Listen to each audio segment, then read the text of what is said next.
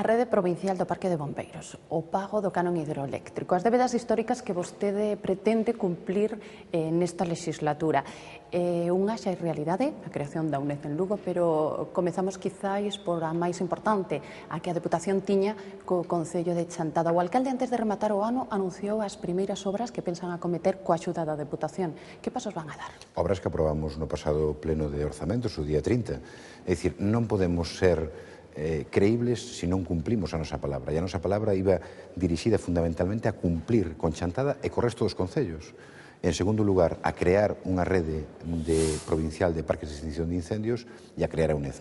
Lóxicamente, a UNED é o máis fácil, non? Neste momento de cumplir, porque simplemente requiere esa aportación.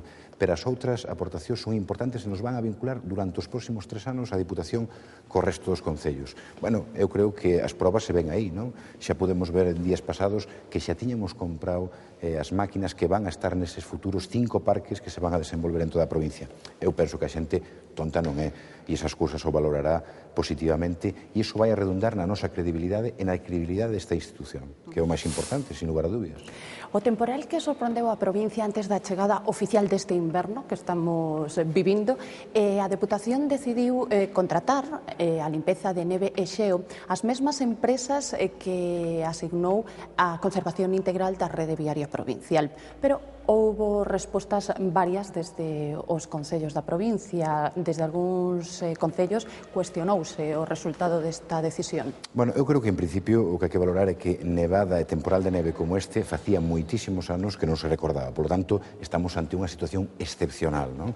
É verdad que temos que mellorar, pero eu creo que además o estamos facendo razonablemente ben. Por primeira vez, as nosas propias máquinas do parque móvil foron a asistir ás empresas as calles tiñamos encargado que fixeran esa levanza.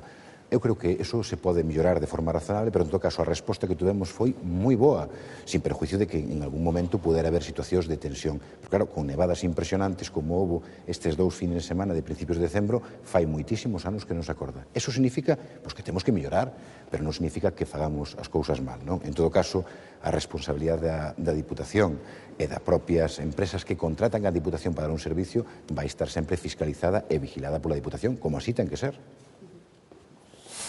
O martes día 30, o Pleno da Corporación Provincial aprobou o orzamento para o 2009. Deste xeito, a Deputación comezou o ano coas contas feitas, non? Totalmente. Eu creo que desde xuño que aprobamos o Plan Económico Financiero nos obligamos, ademais, a ser moi cumplidores, estrictos ca normativa de orzamentos. Pero, ademais, eu creo que tamén é unha mostra de credibilidade. Empezamos o ano con apostas importantes. Apostas en materia de satisfacción de débedas históricas, que, oiga, suman moitos cartos durante os próximos 3 anos, non? Este cumplir as débedas tamén supón que hai que afrontalas económicamente. En segundo lugar, vamos a apostar moito ademais pola innovación, polas novas tecnoloxías, polo medio ambiente e tamén polo fondo empresarial. Pero vamos a apostar tamén por cuestións que non son menores, por crear unha axencia provincial de enerxía. Vamos a crear, ademais, líneas para os sectores primarios, para a agricultura, para a gandeiría, para o forestal, para o mundo pesqueiro, que era algo que resultaba extraño na Diputación. Empezamos con moitos ánimos e con capacidade para gestionar eses 142 millóns de euros que é o orzamento total da Diputación, quedou aprobado, como moi ben dís, nos orzamentos do pasado día 30 de decembro. Eu creo que foi unha boa noticia e nos obliga a cumplilo ahora, que é o que temos que facer por responsabilidade, además. Ese orzamento leva unha partida que está adicada ao Plan Urban. A Deputación de Lugo é un caso excepcional a nivel do país, de España. Que saiba eu, creo que é a única Diputación que apoia un programa urban dun concello, non? E isto é importante porque nosotros estamos aquí, na Rúa San Marcos, pero estamos nunha capital. Queremos estar orgullosos, además, de participar nese proxecto e que a xente saiba que se antes Concello e Diputación non iban da mesma mão, eso se acabou. E que a Diputación e o Concello se implicará, ademais, na rehabilitación do caso histórico onde estamos, o Pazo de San Marcos, o Hogar de Santa María. En definitiva, nós somos parte deste Concello porque temos a nosa sede aquí. Non é o único Concello, pero nós queremos que se entenda, ademais, con claridade, de que Concello e Diputación van da mão.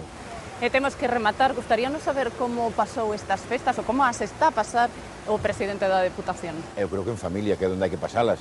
Digo eu sempre de broma, non? A xente decente as pasa en familia. E eu, nese sentido, valoro moitísimo a familia nestas vacacións. Hai xente que non ten familiares e nestas fechas lle recorda, bueno, pois esas familiares que xa non teñen. Pero eu creo que hai que pensar moito no futuro con moitísimo optimismo e, sobre todo, valorar algo que é máis importante incluso que a política, non? Que que é a familia e os nosos seres queridos. Eu desexolle a todo o mundo que teñan un bon ano e que, sobre todo, fagan como a nós, que creen no que fagan, non? Que en calquer traballo, en calquer actividade, eu creo que hai que creer no que se fai. Nós na Diputación creemos no que facemos. Se nos lo permite, sumámonos a estes vos desexos xa para despedirnos e damoslle as grazas por nos acompañar. Moitas gracias a vosotros e, en todo caso, a todos os veciños e veciñas de Lugo que nos ven, que teñan un bon 2009 e que disfruten e que, sobre todo, vivan en familia, que eu creo que é o que todos desexamos. Saúde e sorte a todos.